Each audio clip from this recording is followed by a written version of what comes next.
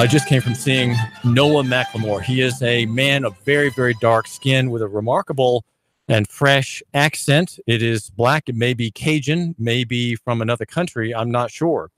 He runs Footworks, a small shop in the Highway 58 area, just across from the National Pizza joint and the McDonald's on Highway 58. They're on the right, and he is on the left in a ramshackle little L-shaped building that has had a hard time finding tenants. But it did find him a couple of years ago, he said, and he's back in business with a shoe store. The offerings as yet seem a little skimpy. And yesterday, when I chatted with him, was cleaning up a broken window that had given way to pressure on the glass that had opened up a crack. And there, the glass lay in pieces on the sidewalk. And he was there with his broom, very handsome fellow with broad shoulders and a wife-beater T-shirt. Now, he wears a wife-beater T-shirt in public. I guess that's part of Noah's getup. And he smokes. Now, it's possible that those are things against him because about a month ago, on the 3rd of August, he had an encounter with the Chattanooga Police Department.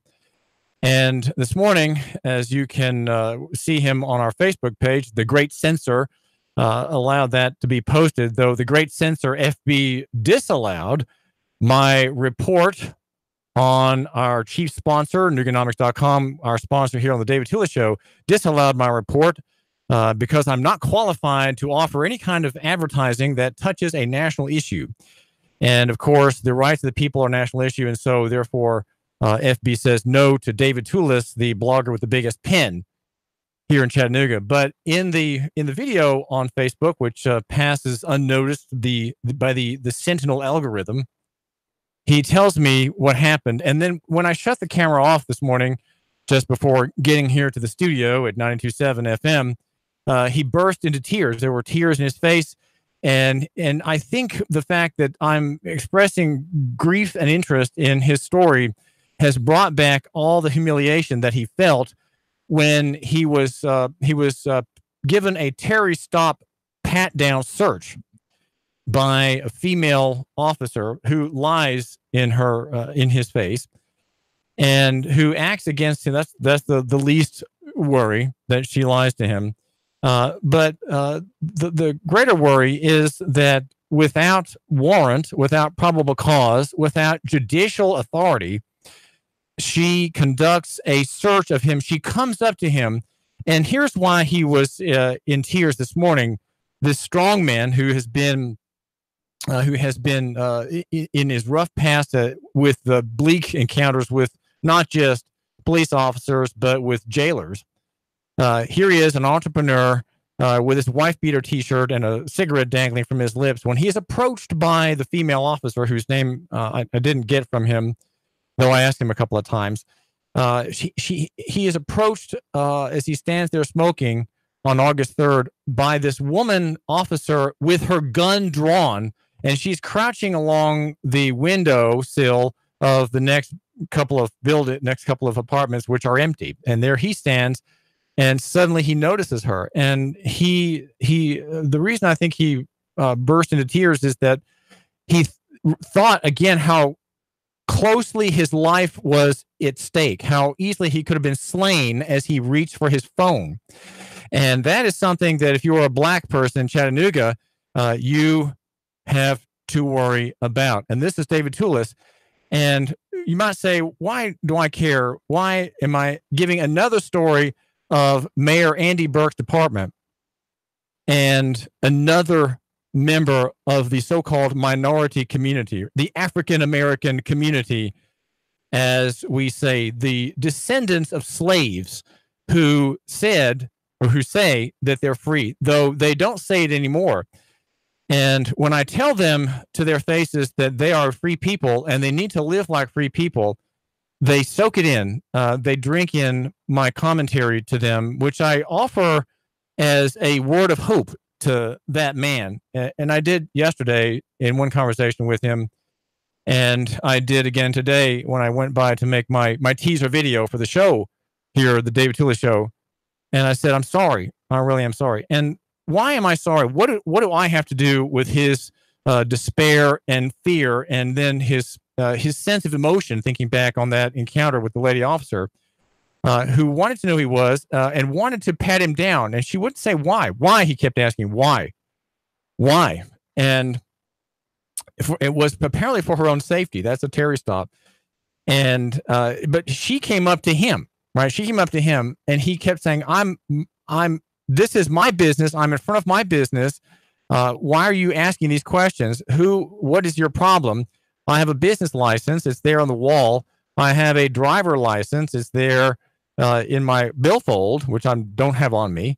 And then in her retroactive interpretation of the event, as you can read it at nooganomics.com, she says, I saw that I did not.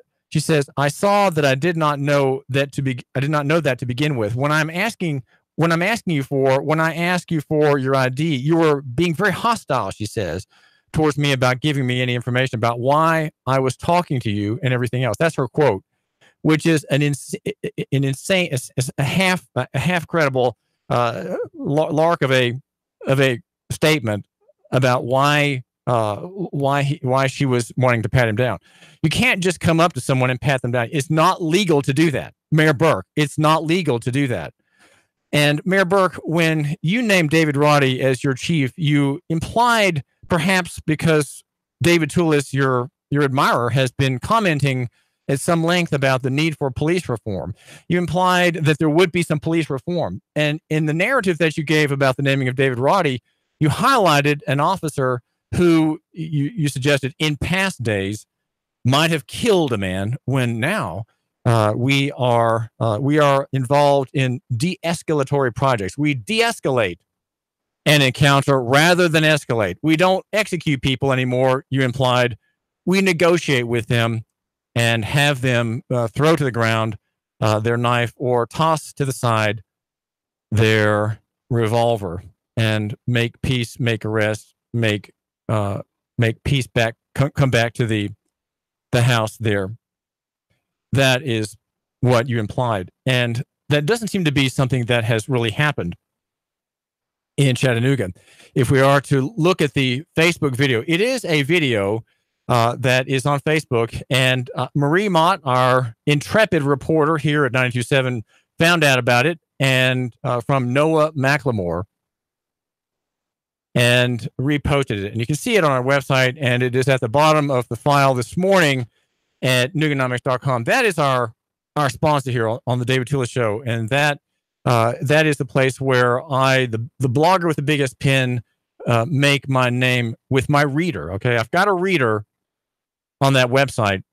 The man, the woman, perhaps, for sure, the woman who matters. And our concern here is not to be redundant, not to be repetitive, not to be, perhaps we should say, monotonous about the certain topics, about the abuse of the people by the officer. Now, it's one thing for there to be lawful enforcement of laws and the use of probable cause, and even I would say it's less understandable, but it is a current articulable suspicion to have those in encountering someone. But cannot we think about the use of the gum and the jaw, Mayor Berke? The lady officer did not have to approach this businessman in a hold down position, as if she's ready to take fire and ready to return fire. He's standing there in his undershirt smoking a cigarette and is a businessman. Why is it important that she approach him on the sly, ready to fire, gun drawn? On what basis? On what basis? She says later, well, we got a report that there were people who didn't belong in the building who were there. Well, if that's the case, a man standing and smoking a cigarette in front of an open door of a shop cannot be understood by a reasonable person to be a threat. And that because she came at him with a gun, he unawares, she then pretended to be consistent, to have the need to pat him down. That's the Terry search, to search for weapons to secure officer safety. And that's what he did, leaning on the window. Maybe that's why it broke. Leaning on the window the next day with his feet spread apart, asking him for his identification. And he's saying, why do you need my identification? I'm standing here smoking. This is my business. My license for business is on the wall. What is your problem? And she refused to answer after that. Then she said, well, I want you to go over to my car so I can get your information. Does this bother you? This bothers me greatly that she did not let go. She simply could have done this. She could have simply done what Charles Wood, the vice president of economic development at the Chamber of Commerce, would have suggested. And this is a matter for the Chamber of Commerce. The Chamber of Commerce, the economic development arm, and the people involved in that business organization need to take note of this sort of abuse of the free market and of entrepreneurs by Mayor Andy Berke. This is a Mayor Andy Berke cop breakout, if there ever was one. And what's really remarkable about it is that it's so minor. No one got shot. No one got tased. No one got beaten. No one got handcuffed.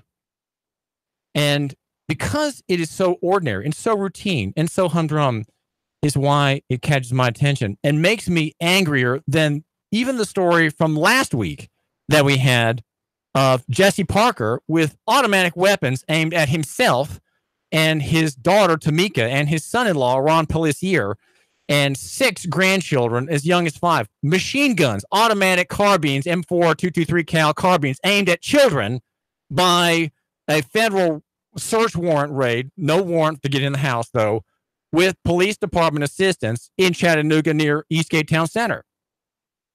That bothered me. But this bothers me even more because it's so innocuous. It's so harmless. It's so typical of how things are done in the executive state concept that our mayor allows to continue. He promised reform, which means that you use at least a smidgen of the elements of reform that have been bandied about for several years now by Chuck Wexler from Police Police Executive Research Forum and other organizations that are professional organizations that realize that the bloodletting of Americans has got to stop. The bloodletting, the killings, the massacre of Americans have got to stop. You know why 9/11 doesn't mean anything to me? It's not the Muslims to be worried about. We have an internal jihad, and it takes place in Chattanooga, in Hamilton County, against people who are not popular, who are the descendants of slaves, who have been under bigotry and official racism in policy and practice, even now. And I'm not a liberal, okay? I'm not a progressive liberal. I say that as a conservative. I say that as a classical liberal, which is to say the only true kind of conservative that there is, a classical liberal, libertarian, informed by the gospel. David Toulis, and the number is 800-8949. Now, what really bothers me about this is that she then took him over to the car and she even asked for his social. Why would she need to ask for his social? Do we not know that we can use words to have conversations? And Charles Wood and the people at the Chamber of Commerce are all about conversations. They're all about using negotiating tactics, using discussion, having meetings. After all, the Chamber of Commerce is known for its chapters. Chapters have luncheons every month, usually a speaker. There's everyone gets to introduce himself, say a word or two about his business. And sometimes there are vendors and there are tables set and there are freebies given away, free pens and cups and things like that. You get to meet people. Great for networking. Words are important. Could not the officer, Mayor Berke, could not the officer, Chief Roddy, have simply come up and asked about business? So, hey, how's it going? I noticed that you're in the shop. How's it going in the shoe line? You found much way of getting people's attention. We got a lot of traffic here on Highway 58. And how much does a sign cost anyway? How much? Let's say you have a sign that's 4 feet by 9 feet. What kind of process is involved? What's your name? No. What's the process involved in getting a sign permit? And how big can you go? Where would you put the sign, do you think? Would it be up here on the awning over the door, replacing the dead, shot up looking sign of the previous tenant? It was some kind of computer repair business. You see, this is a conversation that the officer could have had. And are you married? Do you have a wife, maybe a teenage son possibly working in your business, or a daughter? Are you using the internet? Does the internet help get you business? Do you use Facebook? I use Facebook, she could say. And I sometimes see ads come my way, boosted posts for, special tennis shoes of the kind that Noah McLemore sells. This is the conversation the officer could have had. But no, we don't have conversations with people when we get a call, an anonymous call. Suddenly, our antennas go up. 800-8949. That's 800-8949. And this is David Toulis, and I want to hear what you have to say. You tell me that I'm wrong. Tell me that I'm wrong. Tell me that City Council is right to continue to have cases like this, stories like Mr. Parker's stories, off the agenda and thereby on the public comment section where people are allowed to speak. People in Chattanooga who have businesses here, they can speak only on non-agenda items. It needs to be the other way around. It needs to be that we can never hear members of the public complain about police abuse because it's always on the agenda. Why is it not on the agenda? Since the middle of June, in the Avery Gray daughter dragged her out of the car by her limbs case in front of the jail, 14-year-old girl abused by the police officer, still hurting in her wrists. Officer Wright assisting in an action which is made illegal by the fact that it is a breach of the peace under the repossession statute. He is helping an officer who has worked for the car lot that is repossessing the car, is helping create a scene. A breach of the peace is forbidden, and he is helping the repo man as if nothing happened, dragging a girl out of her car, taking her to juvie, injuring her, humiliating her and her family, the Gray family. That was when it began. And the mayor says nothing, does nothing. Where is Mayor Andy Berke? Where is Mayor Andy Berke? That's my question. Where is he? He's never here. He's never available. He doesn't return calls. Miss Rochelle, the PR gal, doesn't return calls.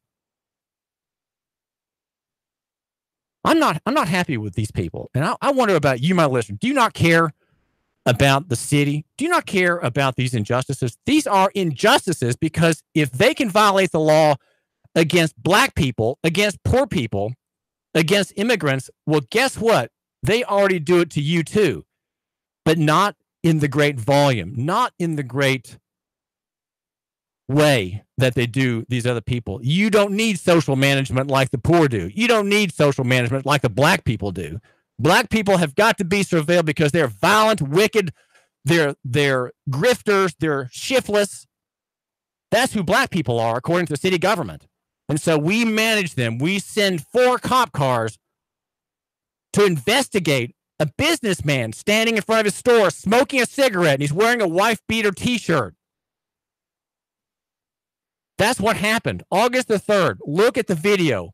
Go to Nougat Radio on the Great Censors page, FB. Just go there. Just hold your nose and go there. Like us, Nougat Radio, David Toulis, and see the violation of law in that video. It is summary. It is peremptory. These are the proper terms to describe executive action apart from authority. It is monarchical. It is absolutist. How is it that this female officer thinks that she has any authority to address this man as if he were not a member of the Chamber of Commerce? And guess what? He's probably not. But it doesn't matter whether he is a member of the Chamber of Commerce being served in the small business field or whether he is or he's not. It doesn't really matter. But he is there. It is presumed that he is innocent. It is presumed that he's guiltless, that he's harmless, that Mr. Noah McLemore is innocent and to be respected. That is what we have to have. We don't have that. And Mayor Berke, in his speech, implied that we would, that there would be the claim by the city department upon at least some of the 3 areas of reform. And just by the way, those are the use of cover, space, and time. Cover, space, and time saves humiliation, saves execution by cops of the citizenry and brings peace and tranquility and prosperity to the town. I'm concerned about our lack of control of gangland-style activity by Mayor Andy Berke, who says nothing. And even worse, even more shocking to me is that the city council does not seem to notice. Jerry Mitchell, Chip Henderson, Ken Smith, Darren Ledford, Russell Gilbert, Dr. Burrs, Erskine Oglesby, Anthony Bird, and Demetrius Coonrod. They all accept it. David Stewart. 3, 2, 1. Chattanooga Radio. Digital FM 95.3 HD4. 92.7 FM's news now. Benjamin Brewer, the truck driver who was convicted in the deaths of 6 people on I-75, wants a new trial. The jury found he was high on meth back in June of 2015 when those 6 people were killed in the wreck. He was convicted on charges of vehicular homicide by intoxication. His lawyers were in court Monday arguing their case. Gunshots erupted the quiet night on Monday. One victim shot rushed to the hospital. According to deputies, it happened on Coffee Road. A suspect was arrested at the scene. And a Lafayette woman was arrested after drugs and guns were reportedly found in her storage unit. Police officers executing a search warrant say they found over a kilo of meth, numerous guns, and a large amount of cash. Reports say the storage unit had what's called a conversion lab in it. It converts liquid meth into crystal state for consumption. Angela Michelle Hughes arrested. Val St. John for Nooga Radio, News Talk 92.7, Action News Now. Let's face it, Old Faithful isn't as faithful as it used to be. Constant repairs are a hassle and can rack up quick in money and time. Landers McLarty Ford can fix that. Right now, you can get a 2016 Ford Focus, 34,000 miles, only $11,491. A 2017 Chevy Spark with only 17,000 miles for less than $12,000. A 2015 Volkswagen Jetta with less than 21,000 miles for $11,991. Yeah, browse their entire inventory of new and new-to-you cars, trucks, and SUVs online at Landers McLarty Ford of FortPayne.com. Landers McLarty Ford of Fort Payne. If you can't find your next perfect ride, they'll go find it for you. Big city selection, small town prices, friendly service, and top dollar for your trade. The savings are waiting and only a short drive away, so what are you waiting for? Get started with your personalized shopping today at Landers McLarty Ford of FortPayne.com. Nooga Radio. Roar into Talladega. Hello? Who am I speaking with? Eric, you're our winner. Really? You'll receive tickets for all 3 races between the Camping World Truck Series, Xfinity Series, and the Monster Energy Cup races. Holy cow. In addition, you'll receive a 2-night stay at the Microtel Hotel and restaurant accommodations at 2 area restaurants. Nooga Radio. Roar into Talladega. Nooga Radio. 92.7. Your NASCAR racing station. Nooga Radio 92.7 FM. Nooga Radio 92.7. Join Nooga Radio and the Gridiron Gang live from 7 to 9 at Starbucks at 10 North on the North Shore. We're talking all things high school football. There's a specialty brew or refresher weekly inspired by the game of the week. Sweet treats, extended hours all season long, and we're pet friendly. Portions of all proceeds support local schools and educational scholarships as well as after-school programs. It's football time in Tennessee. Join us every Thursday live from 7 to 9 at Starbucks, 10 North, your North Shore neighborhood living room. Your home is a constant work in progress. Repaint the walls? Yeah, easy enough. Leaky faucet? There's a video for that. But roof repair? You might want some help. That's where Chattanooga Roofing Contractors come in. They have 3 generations of roofing excellence you can count on. Leave the ladder in the garage. Go to chatroofing.com. That's chatroofing.com for Chattanooga Roofing Contractors, a roofing company you can trust.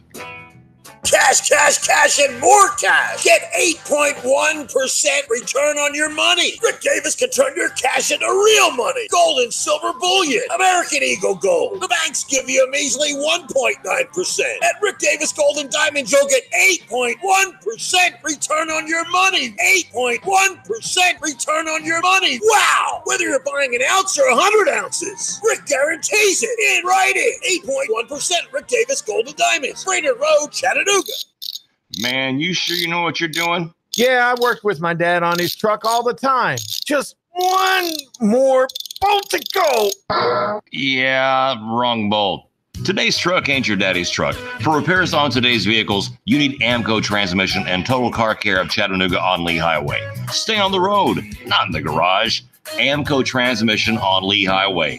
Get it done the right way. The Thompson Pet way.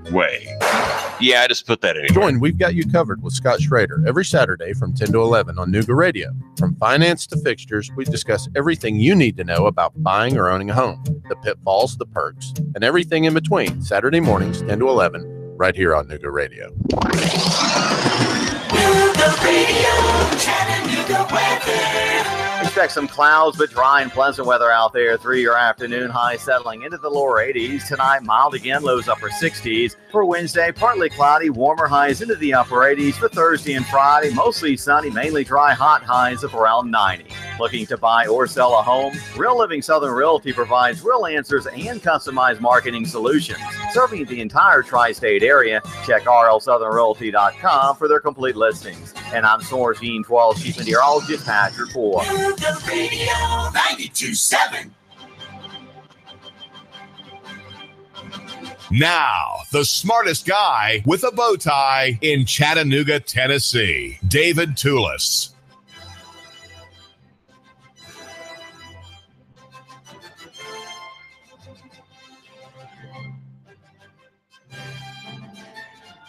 Do like us on Facebook. David Toulis here at Nooga Radio 92.7 FM and 95.3 FM HD4 high definition digital channel that reaches out 65 miles. If you have a digital radio, terrific. New cars do. We're live on YouTube. You can see what we look like in our fabulous studio here in wonderful East Ridge. The camera for that channel on your late model TV is bird's eye view. The Facebook feed is right in your face, and I guess that's why they call it Facebook. I like to come in real close on my mug and have a give you the sense that you're right here in the studio and that I'm really talking to you, because I am talking to you, my listener here. I argue that near is better than far, that small in Chattanooga, small is better than big, simple than complex. And in the footnotes, 5-point type Helvetica font, the neutral font, right? Neutral because it doesn't have the serifs. Serifs are those little blades that the good people use in their statutes, their codes, which are all compulsory, mandatory, and compelling. So they have to have knives on all the letters that they can get them on. Of course, the letter O does not have a serif, but all the other letters like capital A does, and the letter U, they all have serifs. And in the 5-point type, we've got personal is better than corporate in Chattanooga and Helena County, and physical than abstract. Brought to you by Nooganomics.com. And it is 9/11, and you want to know what I think about 9/11, but let me just say that it, in a way, it doesn't really matter, except that all the tripe that we're hearing about it and the blame laying itself on Muslim terrorists is only a small part of the story. There is a much bigger story than that, and that is that just Google, for example, 9/11 conspiracy, and Google has arranged all the searches so that only official sort of denying platforms are at the front of your search window. And if you want to find out what is really happening, you have to go to Engineers for 9/11 Truth and other platforms which are working to uncover the plot. There was a plot, and the buildings did not come down by burning jet fuel.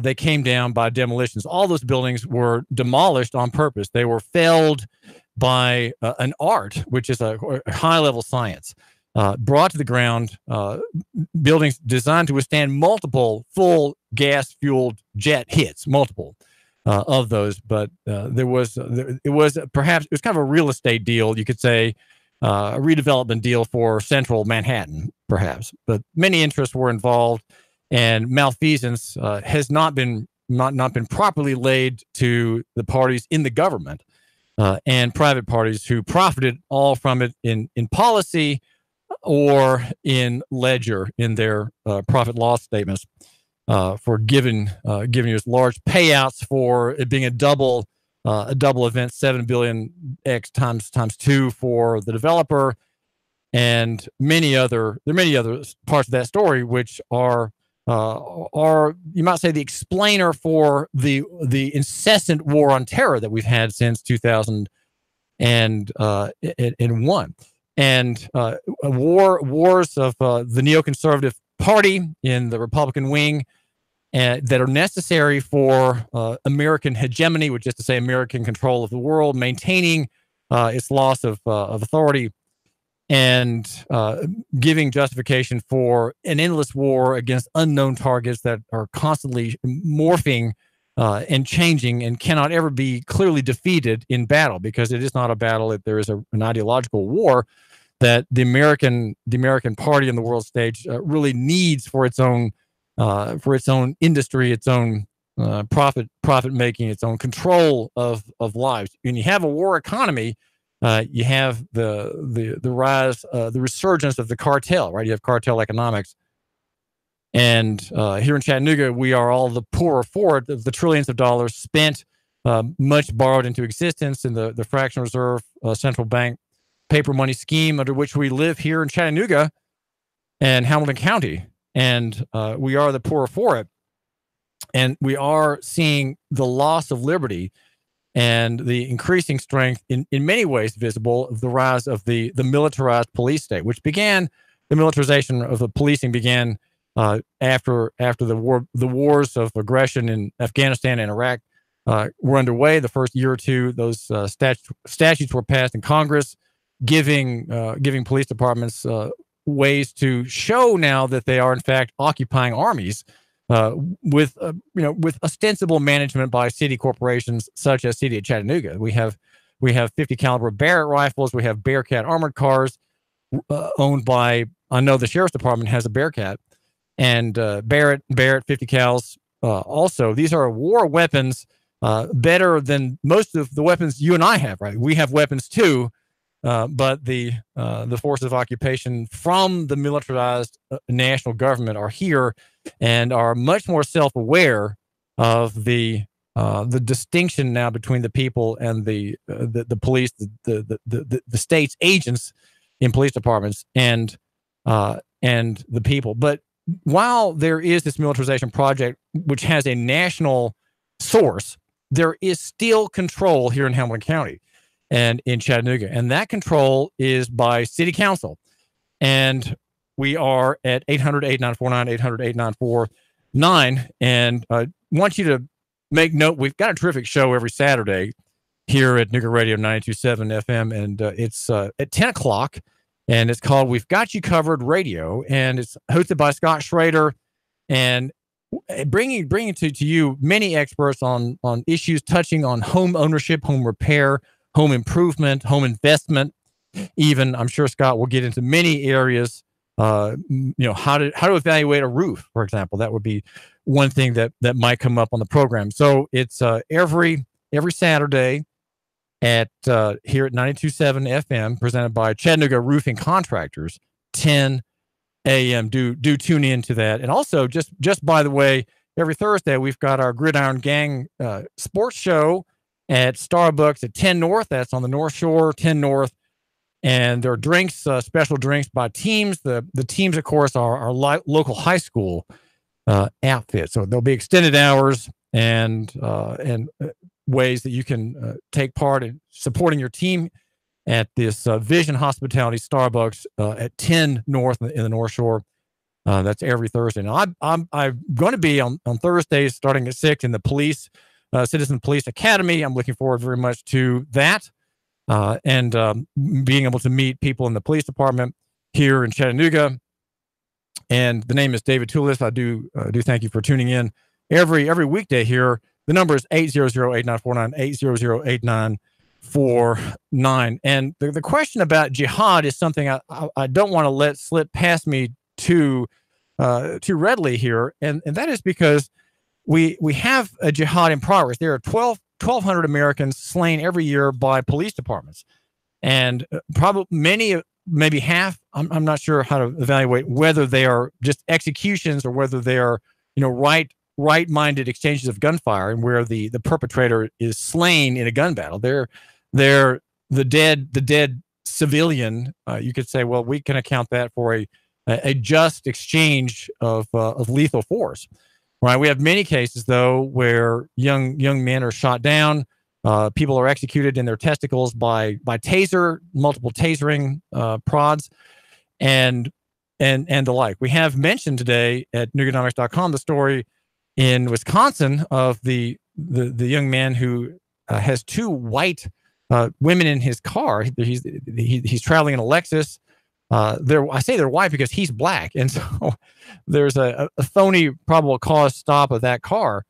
And even after it's all clear, as we point out at Nuganomics.com this morning, even though the cops know that this is simply someone, their story is made, they're false, seemingly a false story, if you ask my opinion. Their made-up story about them having been told that there's a black man robbing two white women in a car, which is a ridiculous suggestion anyway. 6 minutes after the whole pretense of the transportation stop collapses, they're still interrogating this man. He's still in the cage in the car. They're still asking him for his DOB, his address and his name. They're still asking these questions, even though there's no cause to hold him. Do you notice what's happening here? There is an action, a state action, under authority, without authority, under pretense of authority, under color of law authority. And because we have widespread abuse of law, that is your protection, we are less than we need to be as a city. We are less than we need to be morally as a city. And I'm thinking particularly of Noah McLemore at 4621 Highway 58. He runs Footworks. It's a shoe store. It's not well stocked yet, but he's starting. He got a business license. He's a man who has a very dark black complexion. And this morning, when I went to make a quick Facebook Live video with Noah McLemore, I turned off the camera and was putting my very long cord back into its box. He wept. He broke into tears, huffing in breathing. His breathing, because he was affected by, I think, my interest in what happened to him. Because when I saw that video yesterday, thanks to Marie Mott, I instantly responded. When I see things like that, I want you to know this. You, my listener, I respond instantly. I do not wait. I go immediately to find out what happened. And I want to hear the story. I want every detail of the story, because that's what I do. And I'm interested in ending the domestic jihad, violating our rights, violating our constitutional guarantees, our God-given, unalienable, inherent, and personal rights, guaranteed, warranted, if you will, in the Constitution, state and federal. We have rights that are being neglected and being ignored by habit, by custom. And in Chattanooga, the responsibility is directly on the desk, the very nice oak desk that behind which Mayor Andy Berke sits in his suit there on the third floor of City Hall. It's his responsibility. And not much has happened since the naming of his new chief under a pretense of reform using space, time, and cover to save American lives, right? The whole Jason Bourne series, very exciting spy thriller series.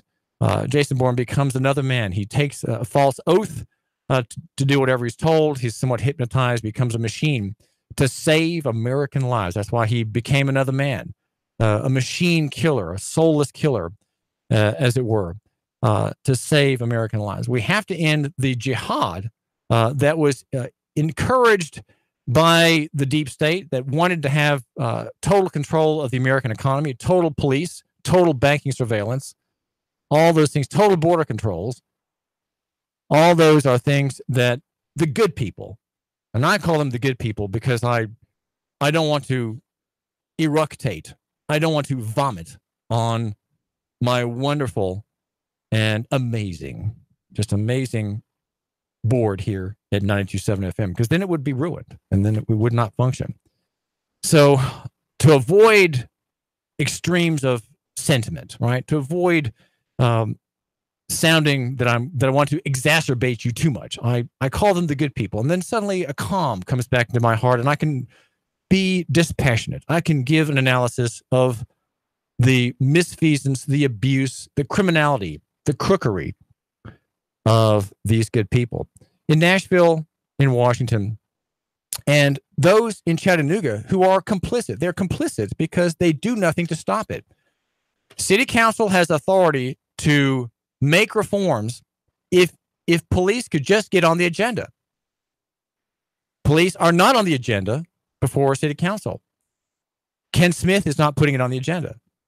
He is the chairman. Jerry Mitchell, councilman from Hickson, he's not putting it on the agenda. Darren Ledford, he is on the planning and zoning committee. He is not putting it on the agenda either. Russell Gilbert, who happens to be a man of color, he doesn't see a problem. Dr. Carol Burrs, she rightly understands that traffic signs are advisory. And I had a chat with Carol Burrs, Dr. Burrs, about the limits on Title 55, because I'm demanding reform and I'm giving Chattanooga notice that it needs to obey the statute, or its agents and officers in the field will be facing tort charges, tort civil cases for abuse and oppression and extortion, because that's what's happened when you act outside your authority. You are acting as oppressor. We have in Tennessee a very good oppression statute, and maybe Neil Pinkston, the district attorney, needs to take a look at that statute sometime, because the oppression is something that a state actor does against a private party, an individual, a citizen who has done nothing wrong and who is suddenly threatened, violated, abused, thrown down, told to sit on his knees, told to lie down, etc., told to give information about himself, not properly Mirandized. That's what we have in Chattanooga, and Mayor Andy Berke is allowing it. And the city council, with the acceptance of Erskine Oglesby, Anthony Byrd, and Demetrius Coonrod, and Chip Henderson,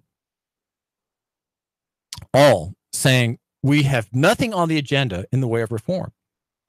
Well, what's it going to take? We have a digital age. You, my listener, have a smartphone in which you report and the world decides. When I see something, when someone brings something to my attention that's a clear violation of the law, I definitely want to know about that, because I'm concerned about reform. As a Christian and a deacon for many years in a small Reformed Presbyterian church, I care about God's laws, and I care about all human laws that reflect God's high standard for justice. Why in old Israel was kidnapping a capital offense? And I would say that the arrest of Avery Gray's daughter, 14, she's recently had a birthday, that is a capital offense. To drag someone from a car who's done nothing wrong is a capital offense. It's a capital offense, meaning you do that and you are executed for your crime. Why in old Israel was that the law? It's not the law today. Why is it not the law today?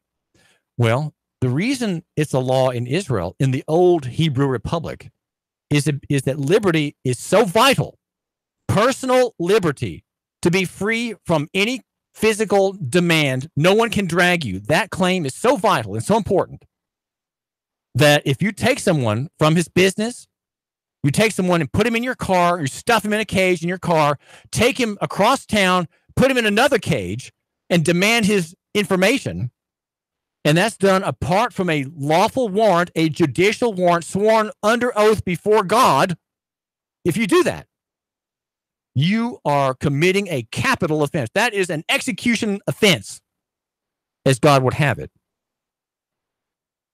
But God's people in Chattanooga, they don't think about that. They don't think that God cares. That's why Christian people are not massing down in City Hall, massing down at 6000 Lindsay Street when City Council meets to say, we want reform. That's why not one Christian will do it, because they all believe, all these Christians in Chattanooga, the most Christian city in the country, do not come down there to say, we want an end to abuse of aliens and strangers. And black people in our country are still, in my mind, in the status of aliens and strangers, and they have special protection from God. They have special protection from God, aliens and strangers. Christians don't think about that. They just don't think about that. Their Bible is all about their personal salvation, their dealings with their wives, how to rear children, whether you should tithe, whether you should give generously to the poor, and how your thoughts should be holy. You should not covet another man's house. You should not covet another man's wife. You should not look at pornography. That's where the Bible applies to most people in Chattanooga.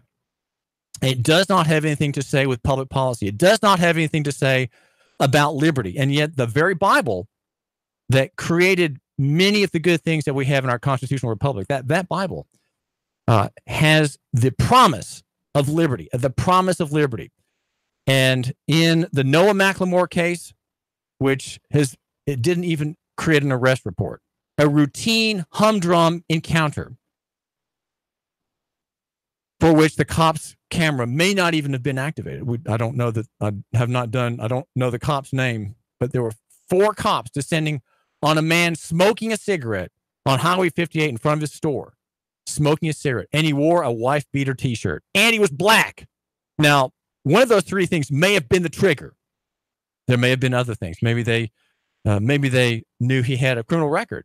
But, people have criminal records. A lot of people do. I don't have one yet, but, I may have one too at some point. I want you to know something. I think about you, my listener, a lot.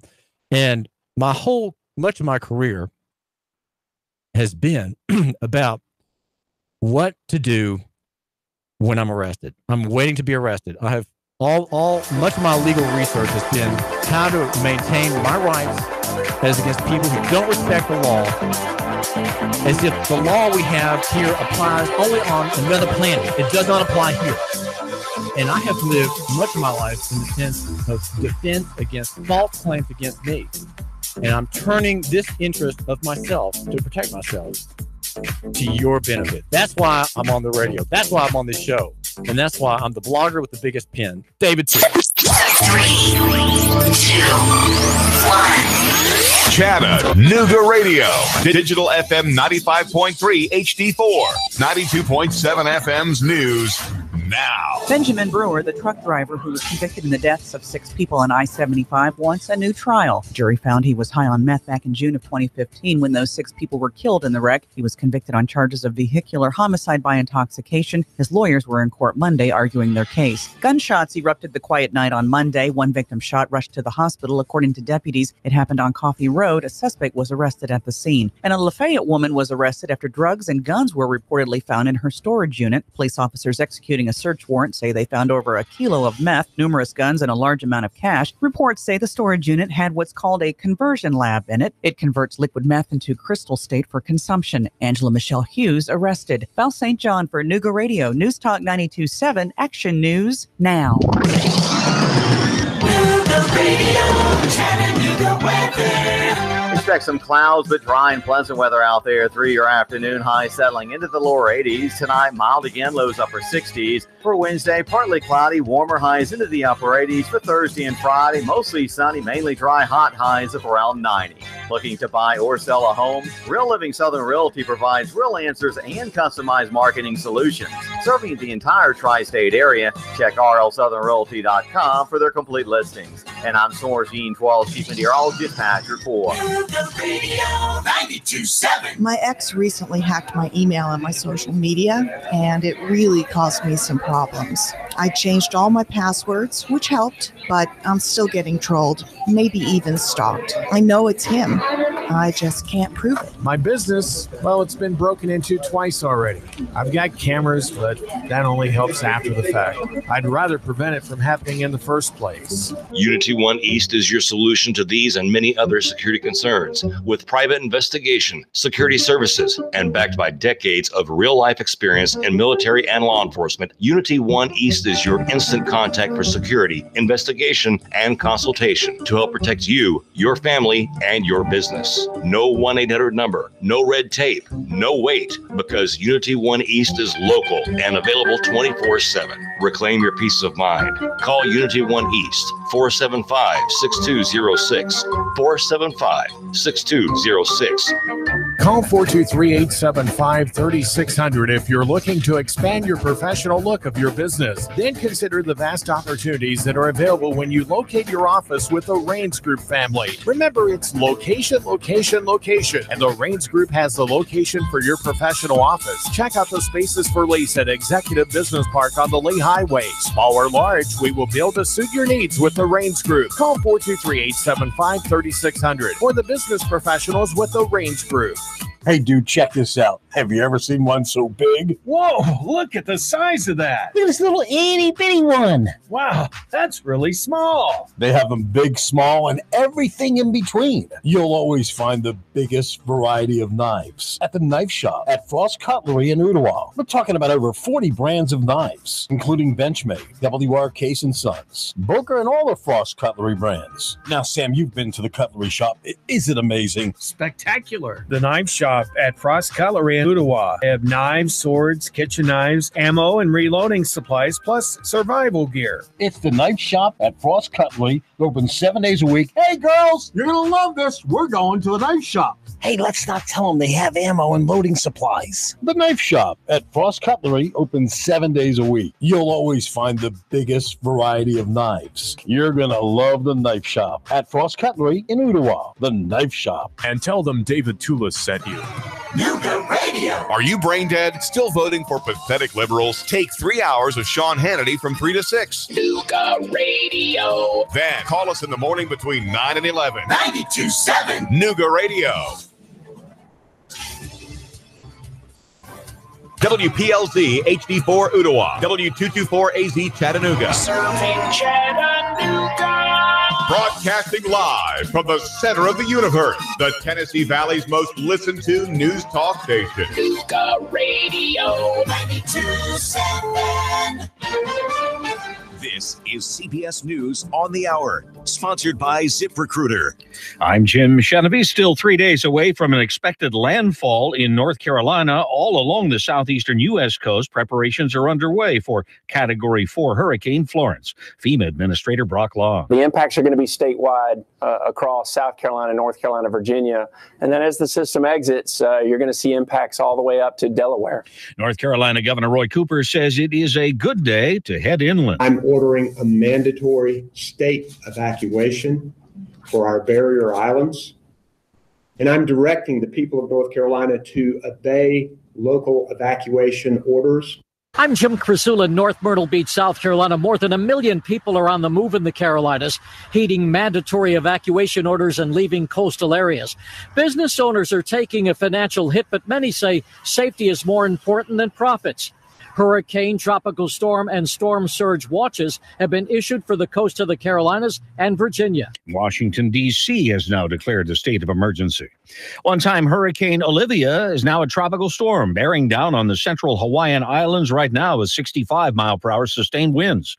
Governor David Ige. We do know that the forecast track varies, and every county may be impacted by Hurricane Olivia. And, of course, now downgraded to a tropical storm. Mostly it'll be a rain event for Hawaii. Well, today marks the 17th anniversary of the 9/11 attacks in New York City. Remembering you is so very easy, Mom. We do it every single day. But missing you is a terrible heartache that never goes away. President Trump was in Shanksville, Pennsylvania. My husband, Alan Anthony Bevan. President Trump sat grim-faced, his eyes focused on family members who read the names of the heroes of Flight 93. They stopped the forces of terror and defeated this wicked, horrible, evil plan. He called the Pennsylvania field a monument to American defiance and a message to the world. America will never, ever submit to tyranny. Stephen Portnoy, CBS News, the White House. Attorneys for the family of Botham Jean, the man killed by a Dallas police officer who mistakenly entered his apartment thinking it was hers, are not criticizing an affidavit issued by police that gives a narrative of what happened and apparently ignores accounts given by other residents of the apartment building. A grand jury will be hearing the case. On Wall Street, the Dow is up 125 points. This is CBS News.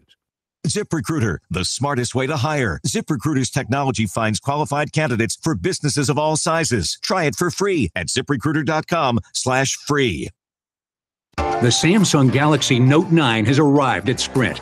For a limited time, get the super powerful new Samsung Galaxy Note 9 at 50% off with a Sprint Flex lease. It's the fastest Note ever, and you can get it on a network built for unlimited. The Samsung Galaxy Note 9 is also perfect for gaming. Take your Fortnite skills to a new level with the largest battery ever seen in a Note, along with a 6.4-inch edge-to-edge infinity screen and stereo speakers. Galaxy Note 9 also features a smarter camera and a mightier S Pen with remote control. Make the switch to Sprint right now and get the Samsung Galaxy Note 9 at 50% off with a Sprint Flex lease. Plus, get annual upgrades with Galaxy Forever. Visit a Sprint store, sprint.com/Samsung, or call 1-800-SPRINT1. Note 9, $20.83 per month after $20.84 per month. Credit applied within 2 bills. Requires new line and 18-month lease. Early termination results in remaining balance due. Upgrade after 12 lease payments. Offer coverage not available everywhere. Excludes taxes. Requires qualifying plan. Subject to credit. $30 activation fee and restrictions apply. How do you rate in socioeconomic status? America's middle class may be falling farther behind the wealthy, but how do you know where you stand? The Pew Research Center has a new calculator. Enter your state, city or town, household income before taxes, and the number of people in your household, and voila! You find out if you fall into the lower, middle, or upper class, which varies depending on region. A couple making $100,000 a year in New York falls into the middle. 2 people making the same amount in El Paso, Texas, are in the upper tier. Deborah Rodriguez, CBS News. Hanoi, Vietnam has begun a campaign to get residents to stop eating dogs. Dog meat is considered a delicacy by many Vietnamese, but the government says it hurts the city's image, and improper raising of dogs for meat can spread rabies. They also are warning residents that slaughtering and consuming dog and cat meat are disturbing to foreigners. Jim Chenevy, CBS News. 3,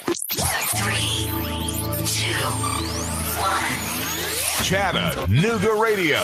Digital FM 95.3 HD4. 92.7 FM's news now. Authorities in Manchester say a man shot his wife in the head multiple times and then dismembered her in a failed attempt to hide her body. The DA there in Manchester said that the scene had been obviously cleaned to destroy evidence. 54-year-old James McCoy Jr. arrested. Jonathan Conyers was arrested on Monday, charged with attempted first-degree murder. The cops say he shot DeMontez Russell in the shoulder and left him to die. In Bradley County on Coffee Road, deputies responded to a shots fired call. One suspect was found at the scene and arrested, and a victim was rushed to the hospital. Benjamin Brewer, the truck driver whose semi smashed into 6 cars and caused 6 deaths, is asking for a new trial. He was convicted back in June of 2015. Brewer's lawyers were in court Monday arguing their case. Brewer found guilty of vehicular homicide by intoxication. Russell Stroud, Nuga Radio News Talk 92.7 Action News now.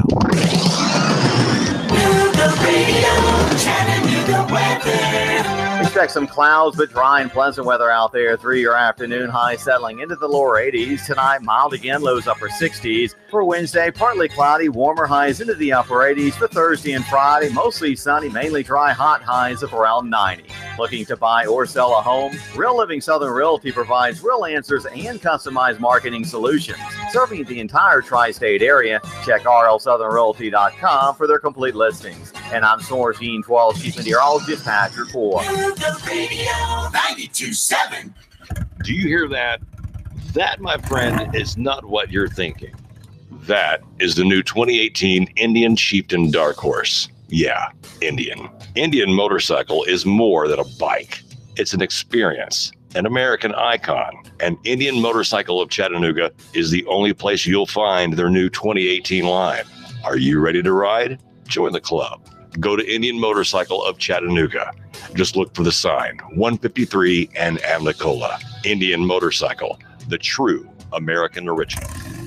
Join We've Got You Covered with Scott Schrader every Saturday from 10 to 11 on Nuga Radio. From finance to fixtures, we discuss everything you need to know about buying or owning a home, the pitfalls, the perks, and everything in between. Saturday mornings, 10 to 11, right here on Nuga Radio. If you want to discover the real hope for your life through inspirational music, relevant messages, and testimonies from others who have already found hope, then we encourage you to visit the 2nd annual My Hope Conference, October 7th through 9th at Hickson First Baptist Church. Free admission and childcare is provided for kids up to pre-K, while those in kindergarten through 5th grade will attend the Kids Hope Rally. For more info, visit myhopeconference.com or call Hickson First Baptist Church at 423-877-2467.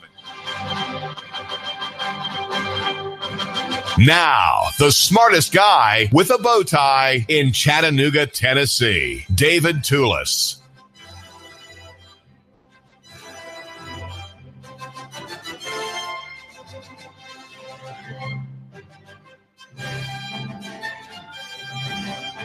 Tracy Arnold's van is a 1999 Dodge. It's white and has been 169,000 miles. And for about a year ago, when suddenly she couldn't have her van available to her anymore, she was hauling her 6 children about in family life in Adamsville, Tennessee. She's 26 years old and a chicken farmer with her husband, Bill, who is a computer guy, does much of his work online in service to clients around the country.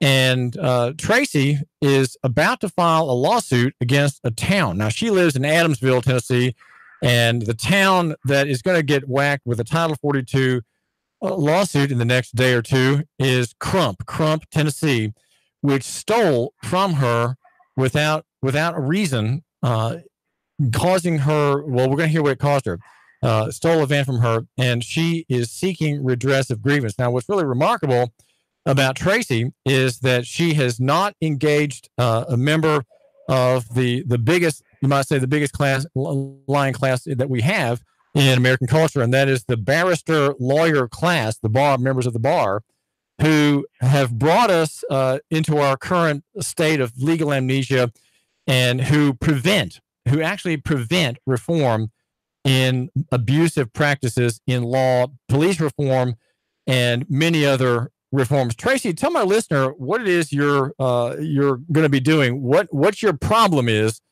that you think might be solved by your legal claims in federal court. Well, I'm not sure if it's going to be solved. I hope it'll be solved, but the problem that I have, the biggest problem I have is that they're not seeking interstate or interstate commerce, and they're taxing mere travel. Okay, back up. Wait, hold on, just a second. You're going way too fast for me. I'm not following. What happened? I'm saying that this town stole your van. Okay, that's a pretty big claim. What do you mean? What do you mean by stole? Because that's what you're saying. What happened first? Where is this van now? Why do you need it? Well, I'm not sure if it was stolen. I don't know the definition of stolen. It was taken without due process, without a prompt and meaningful hearing, without any hearing, without the officer even coming to court. So it was taken from me, and I'm hoping to get it back. But I'm also hoping to stop the town of Crump or any town in Tennessee from taking property without due process. Well, what due process would have been right in the taking of this van? You're saying it was taken without due process. Well, how could it have been taken theoretically with due process? And how was it, in fact, taken from you and your husband and your children? Well, if a cop pulls you over and takes you to jail, he can tow your car. But then there's a hearing set, an arraignment, and then trial. The cop didn't show up to anything, and all charges were dismissed. Therefore, after all charges were dismissed, and once the officer and all the actors were aware that the property was taken without any hearing, then it should have been released. And it was taken because it was on the roads. The officers, many officers, but this one specifically, did say, you have to have a license plate, which is a privilege tax defined by Tennessee Code. I believe it's at 58101 that says the registration constitutes a privilege tax. But he said that you have to have registration to even use the roads. And you have to have a driver's license to use the roads. Now, you, Tracy Arnold, you're talking here about I think his name is Larry Wilbanks, the officer in question, who did not show up for the hearings. And he said, okay, because we're charging you for using the roads without a license, we're also going to take your van because it is here on the road, on the side of the road. We're going to take it for safekeeping and storage, something like that, right? What happened? And when was this, by the way? What's the date of this interaction? The interaction was May 29th of 2017, and all charges were dismissed on June 13th of 2017. All right, but the van was not released. Right. What grounds did the city offer for keeping it in its impoundment lot? None. FOIA requested the lawful basis or the legal basis, the tow-in form that's required by Tennessee Code. They couldn't give me anything other than you can have it back if you register it. So if you go and pay the privilege tax on this van, you can have your car back. But these are law enforcement officers and not judges. There's a reason that we have judges.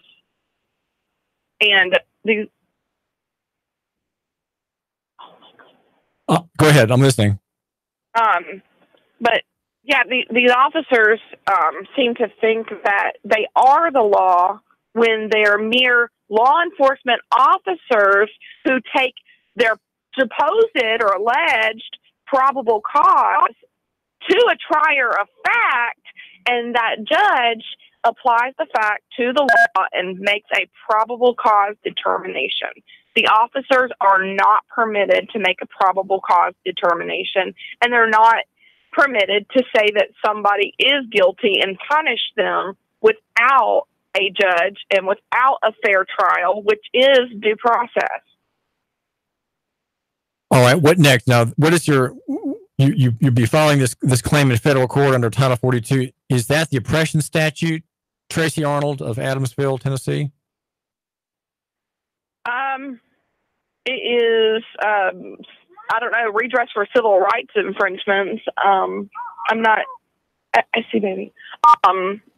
Yeah, I'm not sure, oppression statute. I'm not.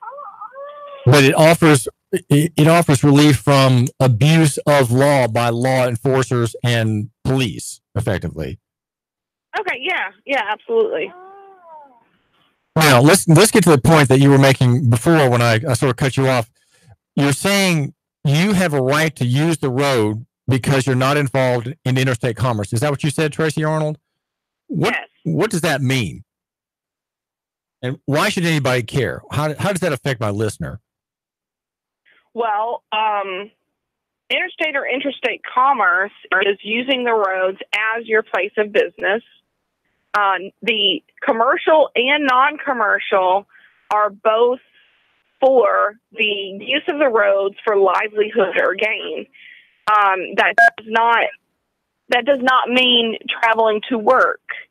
That doesn't mean, going to doctor's appointments or, taking care of your daily needs or caring for your family. It means that if you're using the roads in a big truck, in a taxi cab, even ambulance, law enforcement officers, fire trucks, all those men are using the roads as their place of business, therefore are required to pay privilege taxes.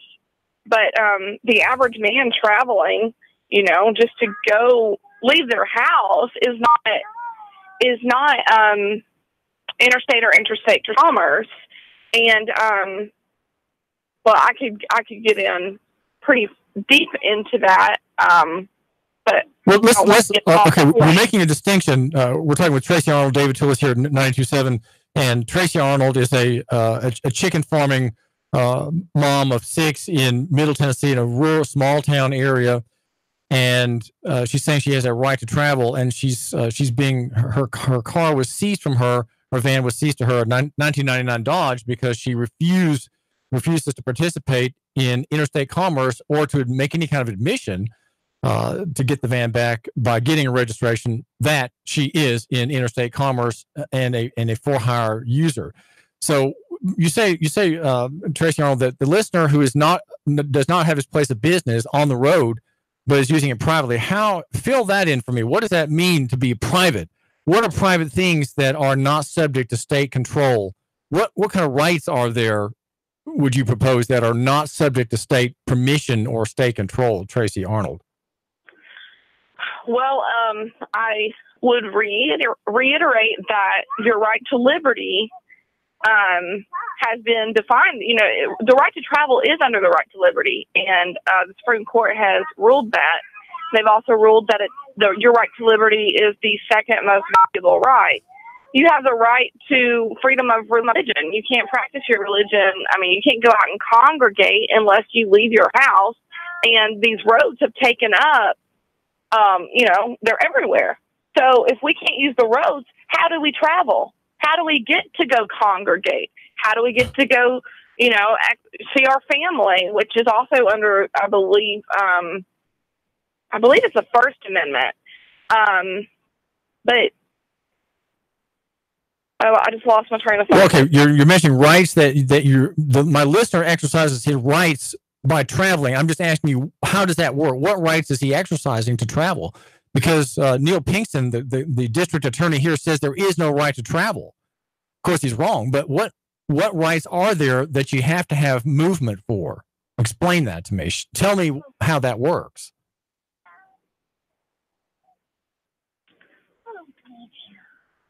I mean, I'm not sure how to explain that. Well, let's say Tracy Arnold, that I have a right to abortion. Okay, how can my right to abortion be exercised?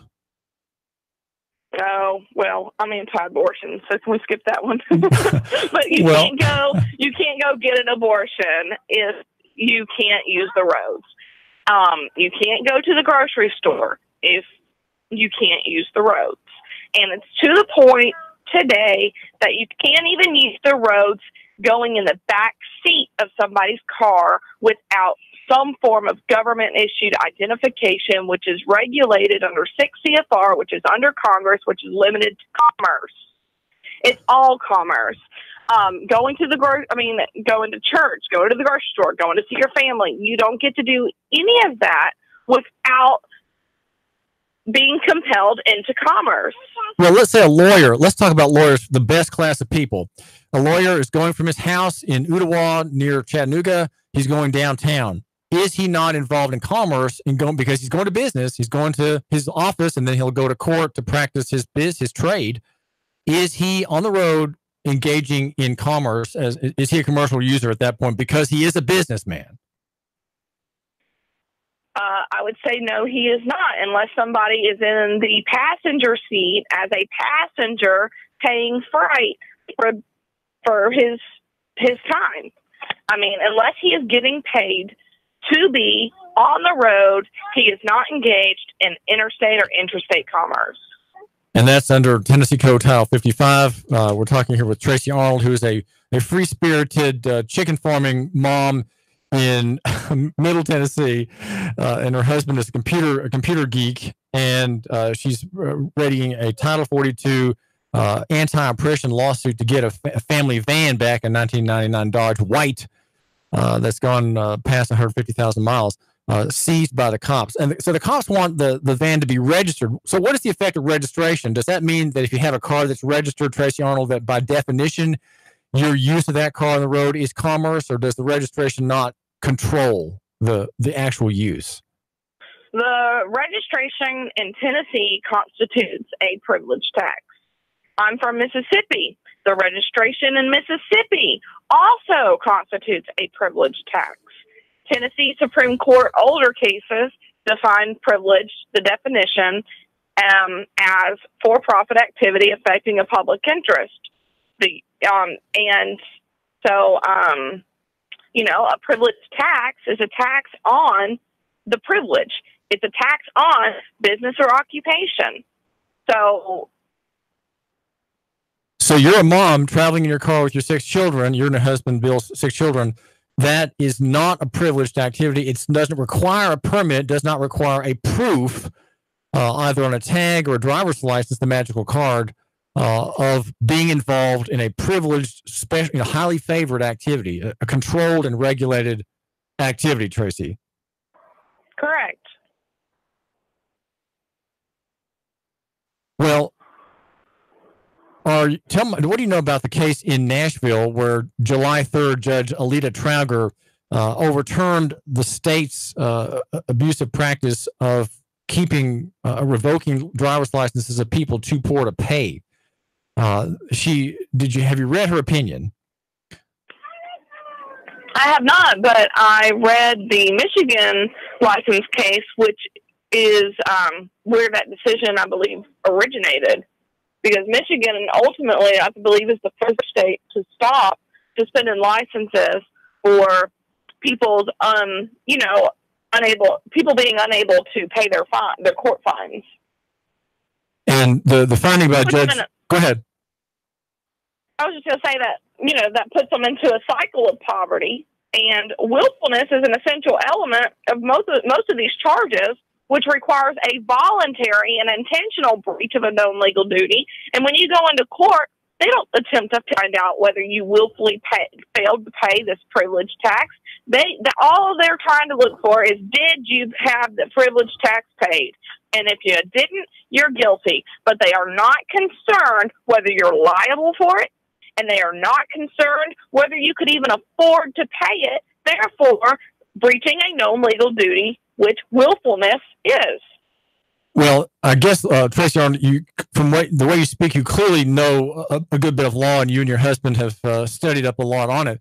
And willfulness, just so the listener knows, is required under Tennessee Criminal Code to be argued and proven. Every element of a charge has to have the argument made by the cop and by the prosecutor that you willfully intended. You had intention, a wicked intention to not obey a known duty, the law itself, and that you intended to obtain and reach the unlawful end of a particular action. And you're right, Tracy, the prosecutors never even bring that up, and cops never think about it at all, except perhaps in a murder case.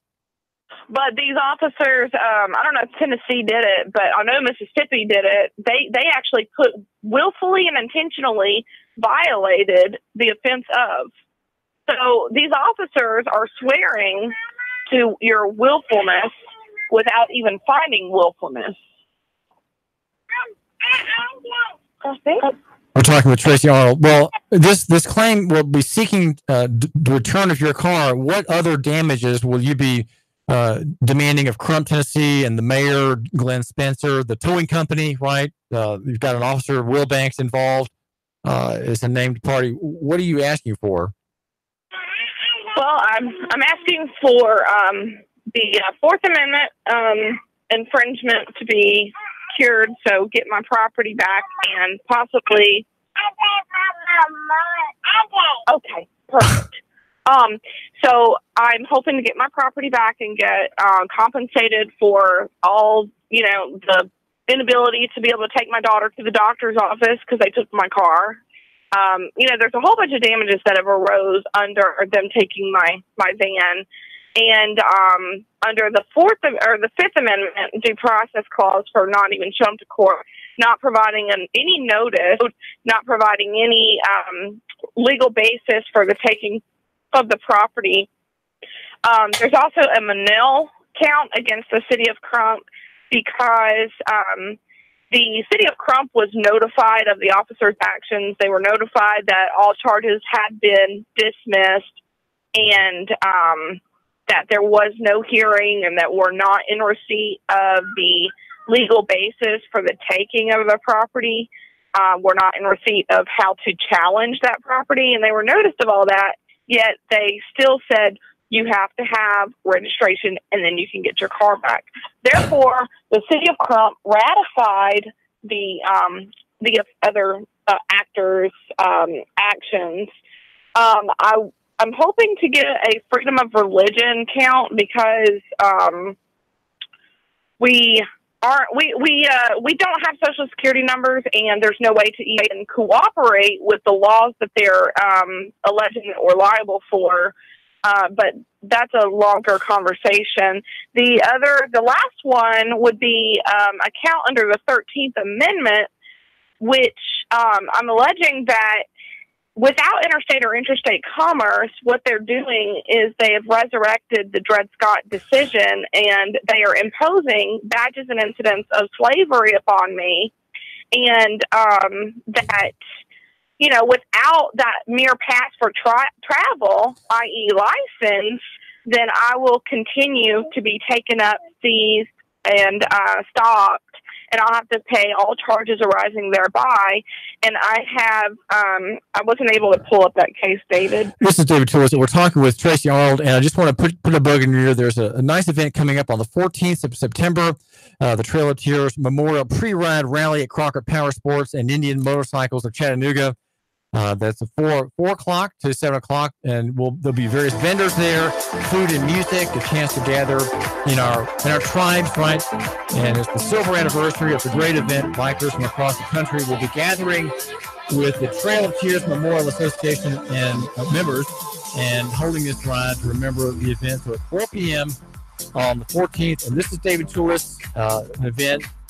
We'll be there, David Toulis, and we're talking with Tracy Arnold, the homeschooling farm wife, David Toulis. 3, 2, 1. Chattanooga Radio, Digital FM 95.3 HD4, 92.7 FM's news now. Benjamin Brewer, the truck driver who was convicted in the deaths of 6 people on I-75, wants a new trial. The jury found he was high on meth back in June of 2015 when those 6 people were killed in the wreck. He was convicted on charges of vehicular homicide by intoxication. His lawyers were in court Monday arguing their case. Gunshots erupted the quiet night on Monday. One victim shot rushed to the hospital. According to deputies, it happened on Coffee Road. A suspect was arrested at the scene. And a Lafayette woman was arrested after drugs and guns were reportedly found in her storage unit. Police officers executing a search warrant say they found over a kilo of meth, numerous guns, and a large amount of cash. Reports say the storage unit had what's called a conversion lab in it. It converts liquid meth into crystal state for consumption. Angela Michelle Hughes arrested. Val St. John for Nooga Radio, News Talk 92.7, Action News Now. Let's face it, Old Faithful isn't as faithful as it used to be. Constant repairs are a hassle and can rack up quick and money and time. Landers McLarty Ford can fix that. Right now, you can get a 2016 Ford Focus, 34,000 miles, only $11,491. A 2017 Chevy Spark with only 17,000 miles for less than $12,000. A 2015 Volkswagen Jetta with less than 21,000 miles for $11,991. Yeah, browse their entire inventory of new and new-to-you cars, trucks, and SUVs online at LandersMcCartyFord@FortPayne.com. Landers McLarty Ford of Fort Payne. If you can't find your next perfect ride, they'll go find it for you. Big city selection, small town prices, friendly service, and top dollar for your trade. The savings are waiting and only a short drive away, so what are you waiting for? Get started with your personalized shopping today at Landers McLarty Ford of FortPayne.com. Nooga Radio. Roar into Talladega. Hello? Who am I speaking with? Eric, you're our winner. Really? You'll receive tickets for all 3 races between the Camping World Truck Series, Xfinity Series, and the Monster Energy Cup races. Holy cow. In addition, you'll receive a 2-night stay at the Microtel Hotel and restaurant accommodations at 2 area restaurants. Nooga Radio. Roar into Talladega. Nooga Radio. 92.7. Your NASCAR racing station. Nooga Radio 92.7 FM. Nooga Radio 92.7. Join Nooga Radio and the Gridiron Gang live from 7 to 9 at Starbucks at 10 North on the North Shore. We're talking all things high school football. There's a specialty brew or refresher weekly inspired by the game of the week. Sweet treats, extended hours all season long, and we're pet friendly. Portions of all proceeds support local schools and educational scholarships as well as after-school programs. It's football time in Tennessee. Join us every Thursday live from 7 to 9 at Starbucks, 10 North, your North Shore neighborhood living room. Your home is a constant work in progress. Repaint the walls? Yeah, easy enough. Leaky faucet? There's a video for that. But roof repair? You might want some help. That's where Chattanooga Roofing Contractors come in. They have 3 generations of roofing excellence you can count on. Leave the ladder in the garage. Go to chatroofing.com. That's chatroofing.com.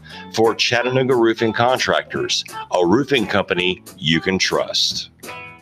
Cash, cash, cash, and more cash. Get 8.1% return on your money. Rick Davis can turn your cash into real money. Gold and silver bullion. American Eagle Gold. The banks give you a measly 1.9%. At Rick Davis Gold and Diamonds, you'll get 8.1% return on your money. 8.1% return on your money. Wow! Whether you're buying an ounce or 100 ounces, Rick guarantees it in writing. 8.1% Rick Davis Gold and Diamonds. Brainerd Road, Chattanooga. Man, you sure you know what you're doing? Yeah, I worked with my dad on his truck all the time. Just one more bolt to go. Yeah, wrong bolt. Today's truck ain't your daddy's truck. For repairs on today's vehicles, you need Amco Transmission and Total Car Care of Chattanooga on Lee Highway. Stay on the road, not in the garage. Amco Transmission on Lee Highway. Get it done the right way. The Thompson Pet way. Yeah, I just put that anywhere. Join We've Got You Covered with Scott Schrader every Saturday from 10 to 11 on Nooga Radio. From finance to fixtures, we discuss everything you need to know about buying or owning a home, the pitfalls, the perks, and everything in between. Saturday mornings, 10 to 11, right here on Nooga Radio. Nooga Radio, Chattanooga weather. Expect some clouds, but dry and pleasant weather out there through your afternoon. High settling into the lower 80s. Tonight, mild again, lows upper 60s. For Wednesday, partly cloudy, warmer highs into the upper 80s. For Thursday and Friday, mostly sunny, mainly dry, hot highs of around 90. Looking to buy or sell a home? Real Living Southern Realty provides real answers and customized marketing solutions. Serving the entire tri-state area, check rlsouthernrealty.com for their complete listings. And I'm Source 12 Chief Meteorologist Patrick Ford. Nooga Radio 92.7. Now, the smartest guy with a bow tie in Chattanooga, Tennessee, David Toulis.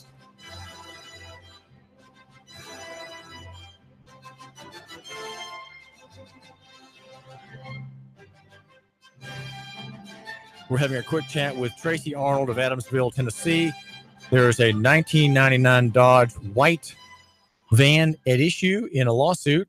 It has gone 169,000 miles, mostly in travel, not in transportation. It's a private car.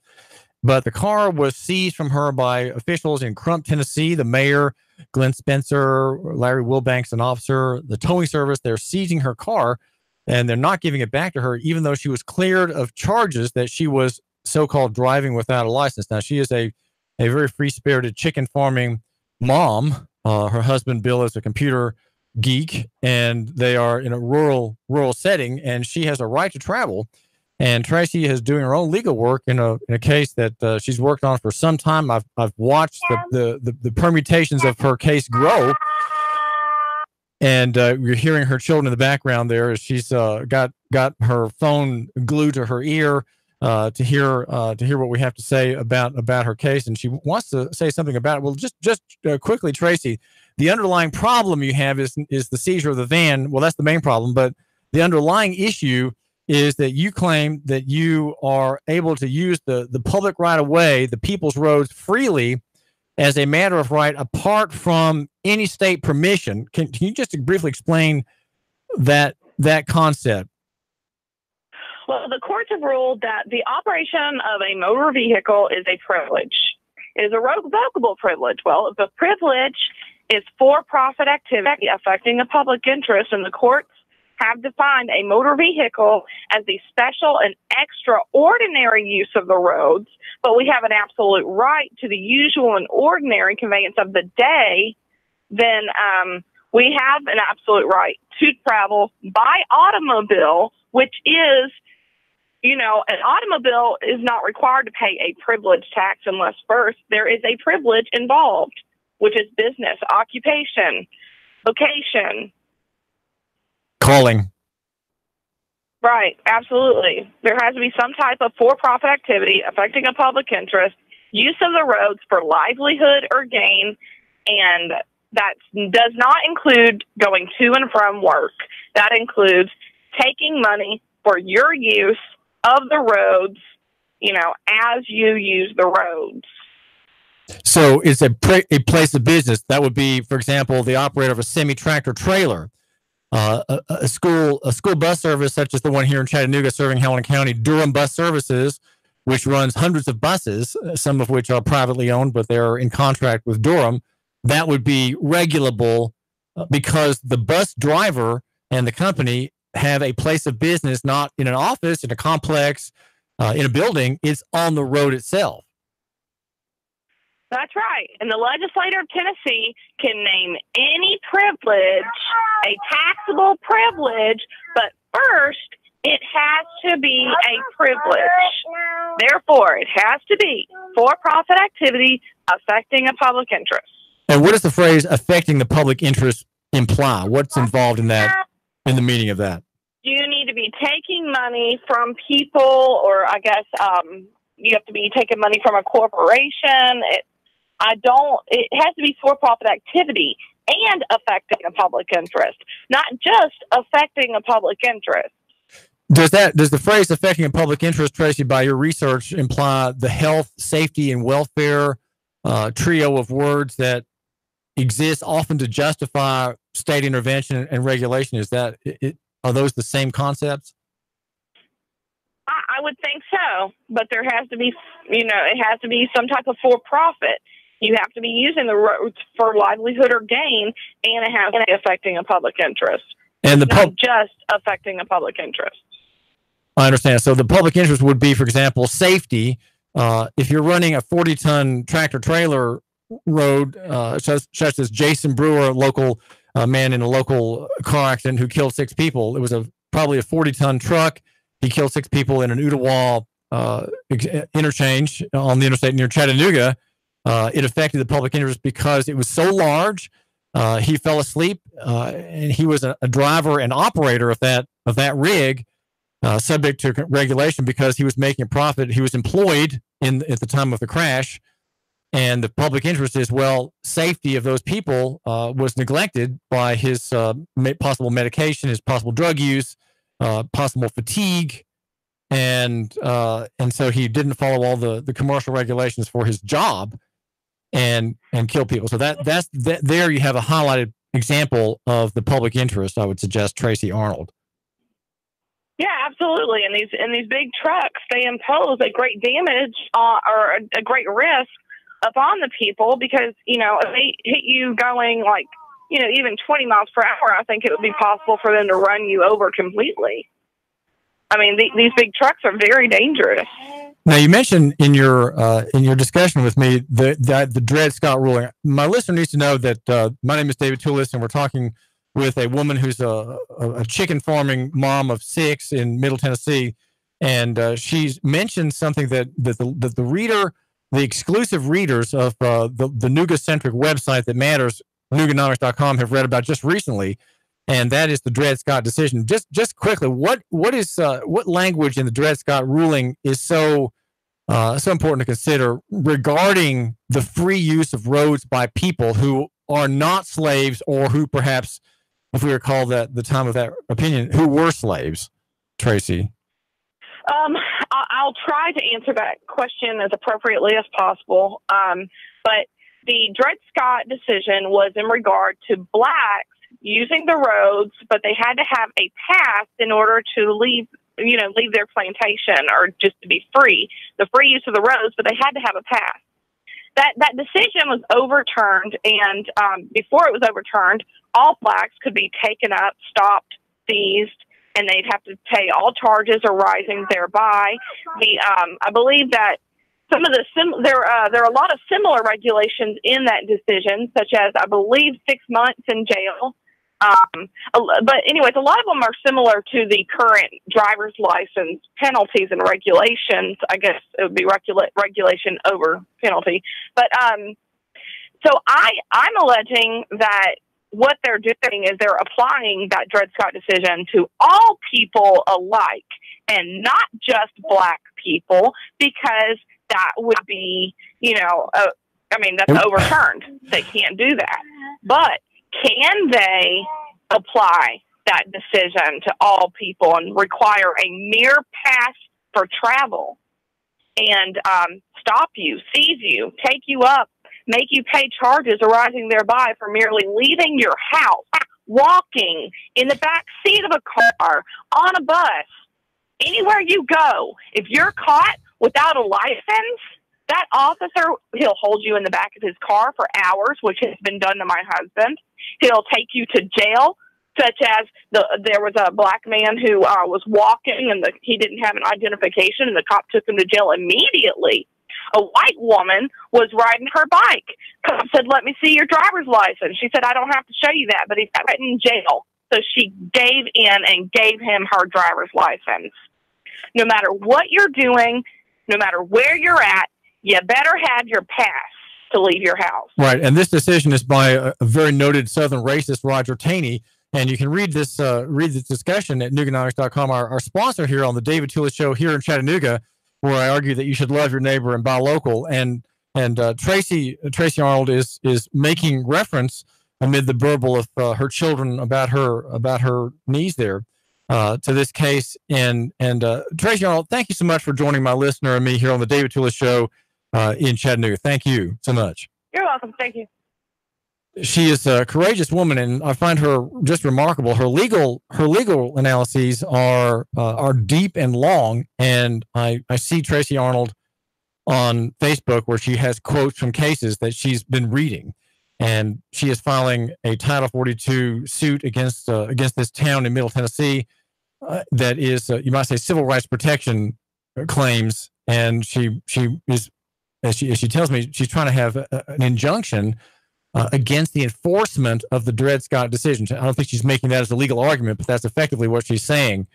And this is David Tulis. And so I'm glad you mentioned Dred Scott, because the Dred Scott ruling stands very strongly in the heart of the Chattanooga Police Department with the leave of Mayor Andy Berke. Mayor Andy Berke, a liberal Democrat who agrees with Dred Scott. He does agree with Dred Scott because he is not making use of the law that forbids, it absolutely forbids the use of police power apart from statute. And when you have an action by a law enforcement person apart from the law, that is called corruption. That is called also crime and unlawful restraint. It's also called in the Tennessee statute, it's called oppression. And because we have oppression as a practice in Chattanooga, not just on the road, but in front of stores, we have an economy that is not as rich and not as good as the members of the Chamber of Commerce, such as Charles Wood, the economic development director there, would like it to be. The fact that we have a constraint in our culture that affect people such as Noah McLemore means that we are not as rich, not as investment oriented, not as capitalized as we should be, because we have not just police abuse, but we have all kinds of other interventions in the marketplace, whether they be certificates of need statutes and the like, licensing regulations, and so on. We have a restraint upon the hand of blessing. The hand of blessing, which, if you remember in the last 3 chapters of Deuteronomy, you have where the Israelites are reminded that if they obey God's laws and mind them and love Him to obey them, they will have blessings, and there will not be a hand cupped large enough to capture all the wealth that comes from heaven itself, from the hand of God Himself through blessing. And if they disobey God's laws, such as the law that makes kidnapping a capital offense, if they disobey these laws and oppress the stranger, then there will not be a way that God cannot and will not judge that people, whether it be sores in their backsides or plagues and locusts or enemies, few in number that come at them in one way and make them flee in 7 ways. That is a biblical promise, and that's how the world is made. We have that in process even today, though there are Christians who would suggest that, well, Old Testament law is just public policy for old Israel and has no bearing on the way God sees His people today. It's all grace today. There's no law. We just have to love everybody and sing happy clappy songs on Sunday, and somehow things can be ignored and all is fine. But I want to suggest that that's not true.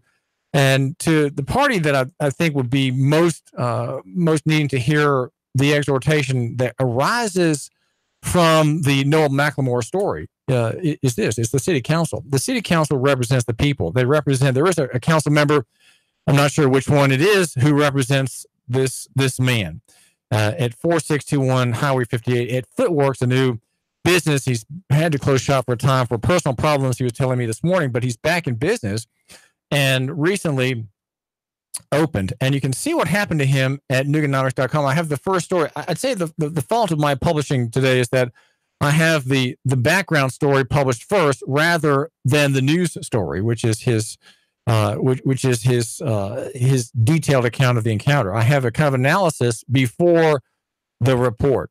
Okay, I'm not perfect. This is David Toulis, and the number is 800-8949, 800-8949. But we have another cop outbreak that violates the promise, the verbal rhetoric, if that's all it is, from Mayor Andy Berke in, I think, August, when he named David Roddy as the chief of police, with a hint of reform interest, just a hint. David Roddy, long in Chattanooga, loves Chattanooga, unable to make reforms in his department. Because what we see in the Facebook video that you can look at Nuganomics.com, do go to the bottom of the story and look at the video. But what I have it at the bottom because as a blogger, my interest is in the written word, and that comes first, right? That plus photographs, those two are first. And at the bottom, finally, is the media, right? The moving videography of his smartphone capturing with already 1,800 views. Noah v. Noah is the man in question. That's his FB handle, Noah VS Noah. He explained to me that he calls it that because he's sometimes his own worst enemy.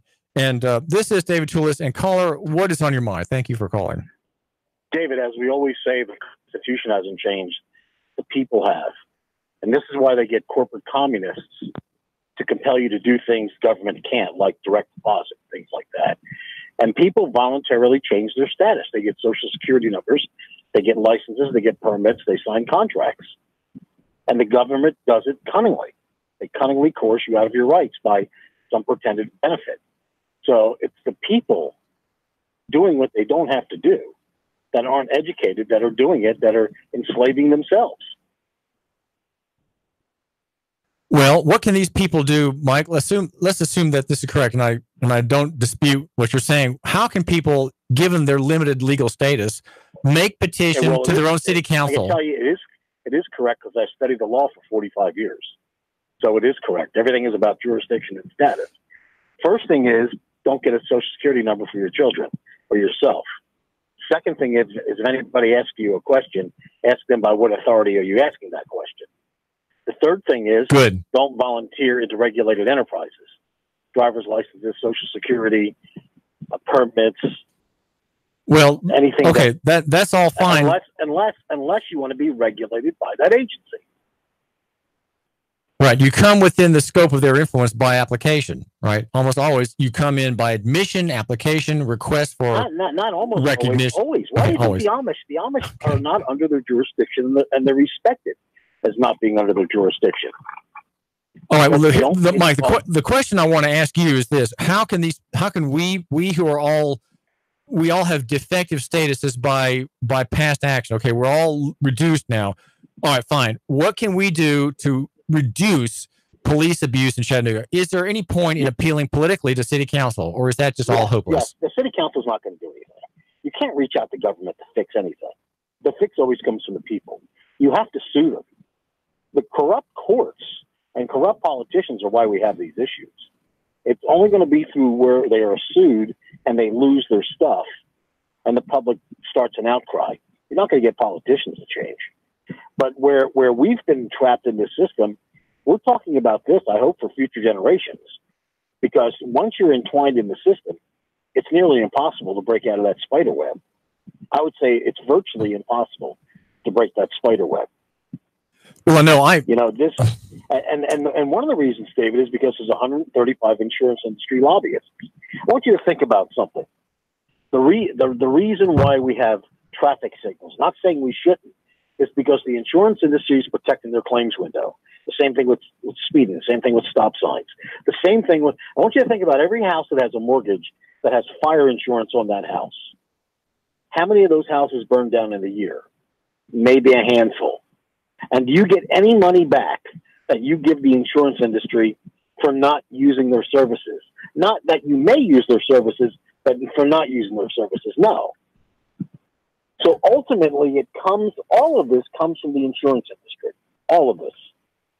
And everyone's conned into the system. All right, Mike, let me get back to my question. It compels you to get a license. Okay, Mike, you have a legal analysis, but let me ask you about the city council. What can my listener do regarding the city council? Is there any point in making an appearance, complaining, demanding reforms by Chief David Wright? Waste of time. Waste of time. But they're elected. They have charge of the budget. It's a $73 million budget per year, Mike. The city council has authority. Waste of time. Okay. Well, I would disagree with that. I would say that you, my listener, have an interest in the city council doing the right thing. And that would be Ken Smith on down. Chip Henderson's the council. The chairman is Ken Smith, but there are other, Chip Henderson, Jerry Mitchell, Darren Ledford, Russell Gilbert, Carol Burrs, Eugene Erskine Oglesby, Anthony Byrd, and Demetrius Coonrod. These are the members. They represent the people. And so the way the system works, there, as Marie Mott says, at 11, make sure you tune in to Marie's show at 11 o'clock tomorrow. At the council, you have people who represent you. They get things done that you can't. And so it is my suggestion that people such as Jesse Parker, who had the ATF raid at his house 2 Wednesdays ago, rightly make an appearance, he gave an affidavit to the city council member, and guess what? He elicited an apology from Dr. Burrs, and for his mistreatment and abusive treatment of his whole family, including small children, 5 years old, held at the barrel of automatic rifles or 12-gauge shotguns. I think there's a value in that, and I think that perhaps Noah McLemore, who was abusively investigated, abusively patted down by a female police officer serving Mayor Andy Berke. I think there's a value in him making an appearance before the city council and taking the mic on this off-agenda item. But why is it that police abuse is always off the agenda? How is it that I can make a statement about it, anybody else can? Because the rule is, if it's off agenda, you may speak in the public forum about it. It should be on the agenda. It should not be a matter for the people anymore to talk about it. It should be taken up by the people's representatives. They should be taking this up. They should make us think about it. They should have arguments about it. There should be long harangues back and forth on city council with people taking the podium to discuss this question. David, Roddy, and the mayor, they are doing nothing. And the people, as Noah McLemore did this morning, have tears in their eyes. David Toulis. 3, 2, 1. Chattanooga Radio. Digital FM 95.3 HD4. 92.7 FM's news now. Benjamin Brewer, the truck driver who was convicted in the deaths of 6 people on I-75, wants a new trial. Jury found he was high on meth back in June of 2015 when those 6 people were killed in the wreck. He was convicted on charges of vehicular homicide by intoxication. His lawyers were in court Monday arguing their case. Gunshots erupted the quiet night on Monday. One victim shot rushed to the hospital. According to deputies, it happened on Coffee Road. A suspect was arrested at the scene. And a Lafayette woman was arrested